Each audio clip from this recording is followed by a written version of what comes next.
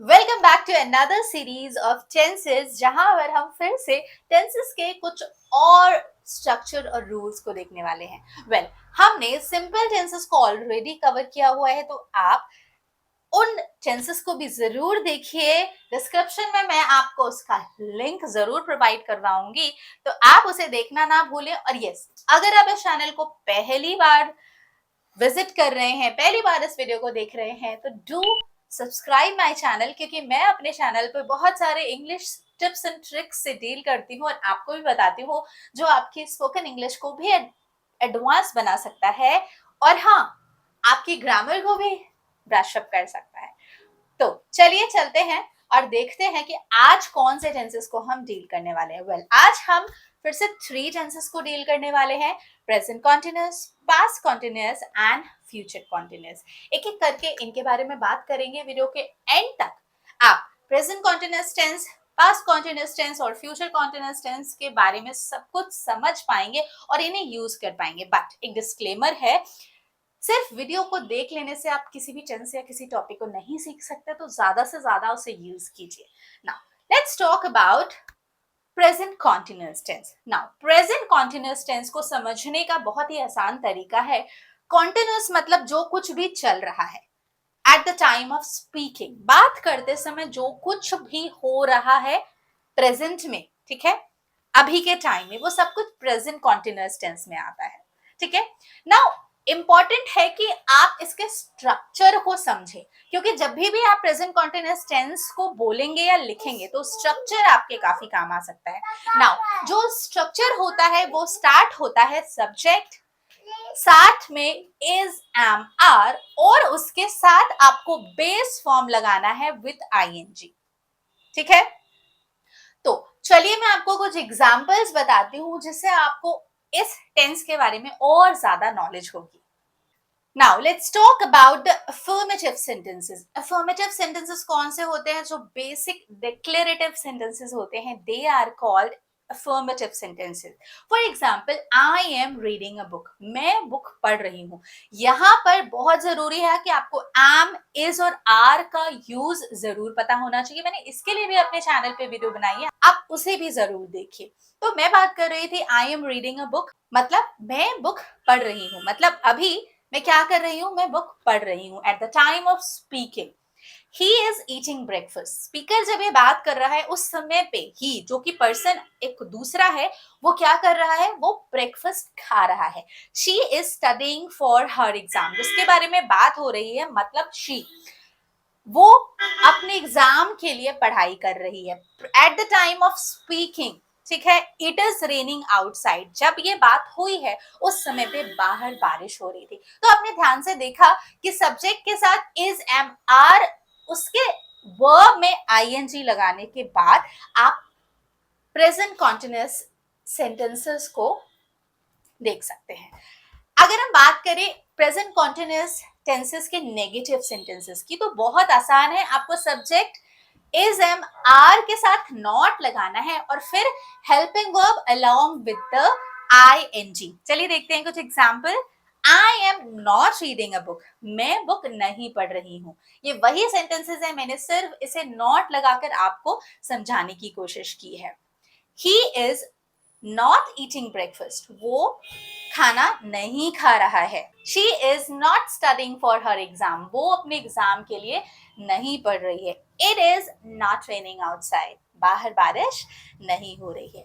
ये थे negative sentence. Hope आपको दोनों ही टाइप के सेंटेंसेस का स्ट्रक्चर समझ आया होगा। लास्टली हम देखते हैं जो इंट्रोगेटिव सेंटेंसेस होते हैं उसका स्ट्रक्चर कैसा होता है।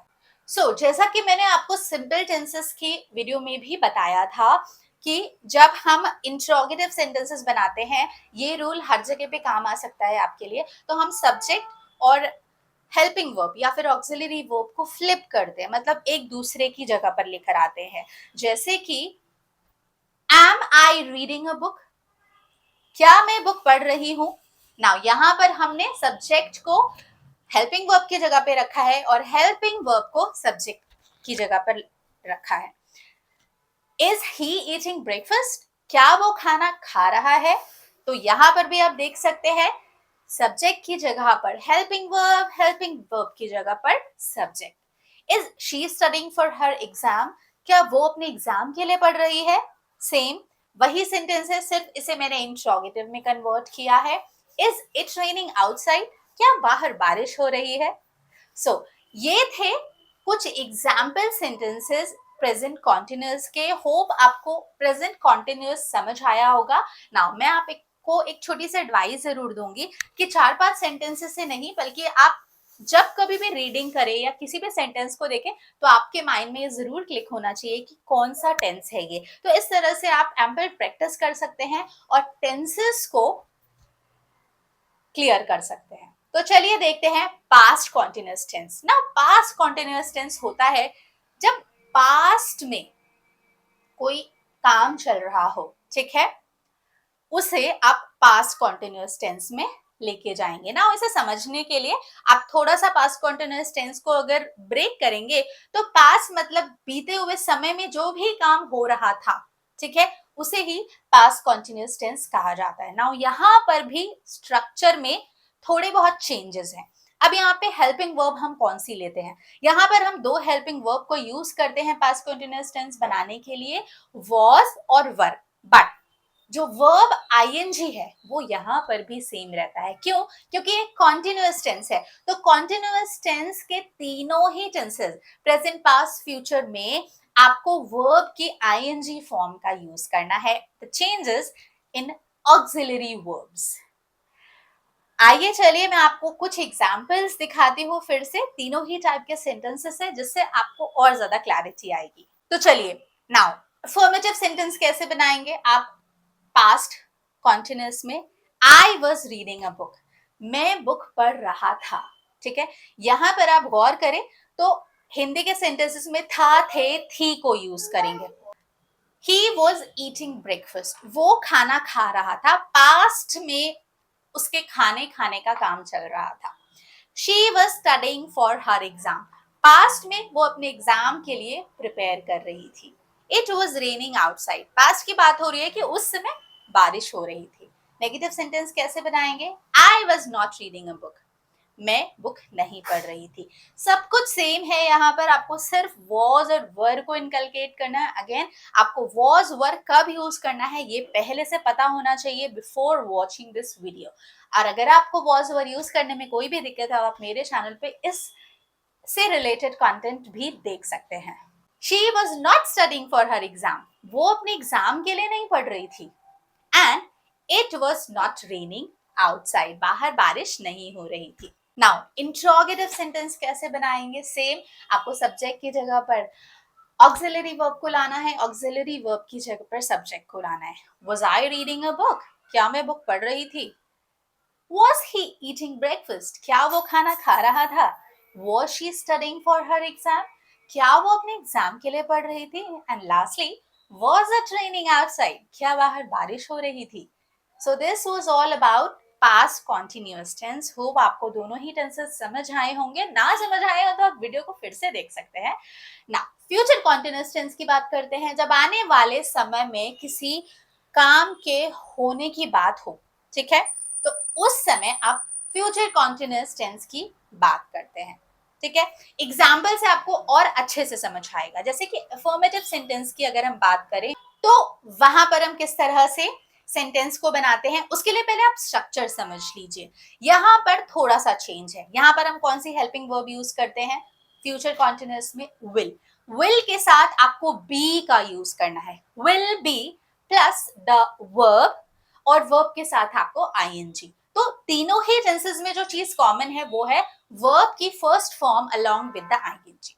तो चलिए देखते हैं first sentence, I will be reading a book, मैं बुक पढ़ रहा होऊंगा। फ्यूचर में किसी टाइम की बात कर रही है, हो रही है कि मैं बुक पढ़ रहा होऊंगा।